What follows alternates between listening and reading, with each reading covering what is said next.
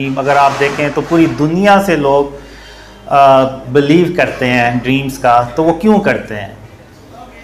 तो उसकी एक ही रीज़न अल्लाह ने ख्वाबों में दिखाई, दो रीज़न्स दिखाई। तो पहली तो ये कि अगर अल्लाह रहमान ना होता तो आज ना मैं यहाँ पे होता और ना आप लोग यहाँ पे होते।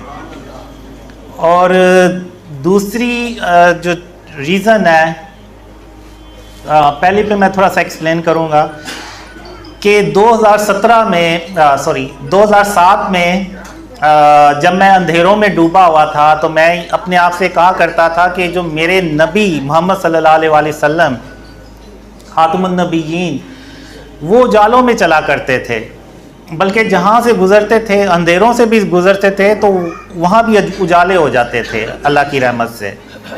तो मैं कहाँ पे अंधेरों में डूबता चला जा रहा हूँ।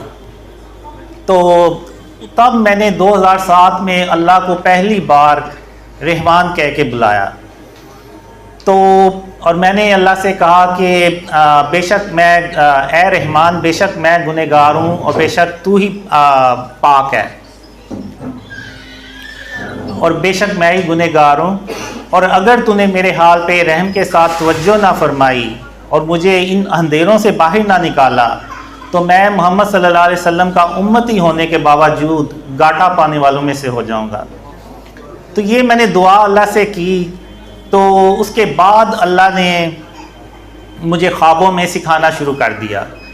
और फिर एक ख्वाब में अल्लाह ने मुझे ये भी बताया कि कासिम, जब तुमने मुझे पहली बार रहमान कह के बुलाया तो फिर मैंने ये नहीं देखा कि तुम कितने गुनाहगार हो और कौन हो।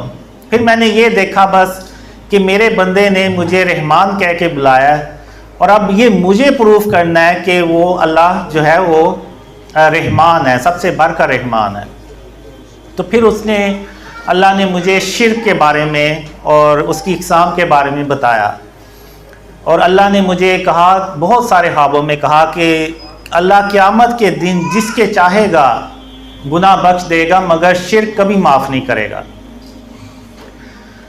तो उसके बाद फिर मैंने अपने आप को शिर्क से बचाना शुरू कर दिया और अपने इवन नफ्स से भी मेरी जंग चलती रहती थी। और मैंने बस यही कहा कि अल्लाह को मैंने हर हाल में राज़ी करना है।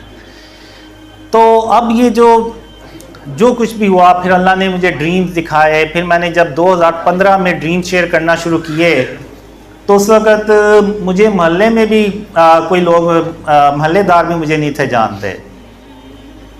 तो आज अगर आप देखें तो 2015 से लेके आज 2023 तकरीबन 8 साल, तो अल्लाह ने जो ख्वाब थे वो पूरी दुनिया में फैलाए।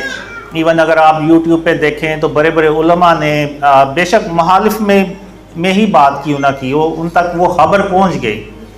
यानी अल्लाह ने वो ख्वाब जो थे वो उन तक पहुंचा दिए। तो ये अल्लाह की मदद के बगैर तो नामुमकिन था कि ऐसा कुछ होता।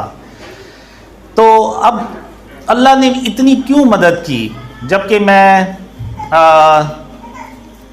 रिलीजियस भी नहीं हूँ और मेरी दाढ़ी भी नहीं है और ना मैं कोई इतना अच्छा इंसान हूँ। तो अल्लाह ने मुझे एक ही रीज़न बताई। जो दूसरी रीज़न जो थी वो ये बताई अल्लाह ने कि कासिम, मैं तेरी सिर्फ इसलिए मदद कर रहा हूँ कि तूने अपने आप को शिर्क और उसकी इक़साम से बचाना शुरू कर दिया।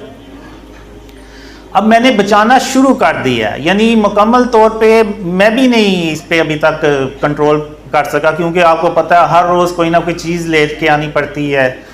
तो उन पे तस्वीर वगैरह होती हैं, तो वो बस इसी लाइफ इसी में गुजर जाती है, गुजर रही है कि वो उन तस्वीर को ख़त्म करते हुए। तो ये जो कोशिश है ना, ये अल्लाह को पसंद आ गई। तो